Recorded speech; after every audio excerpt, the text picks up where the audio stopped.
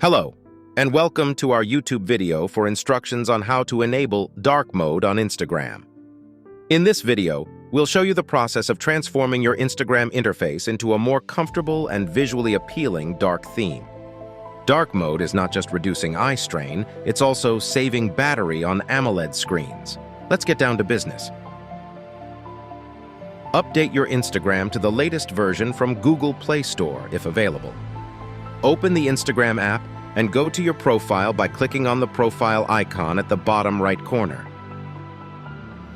Tap on the three horizontal lines at the top right corner. Click on Setting and Privacy. Scroll down and search for Accessibility in the Settings menu.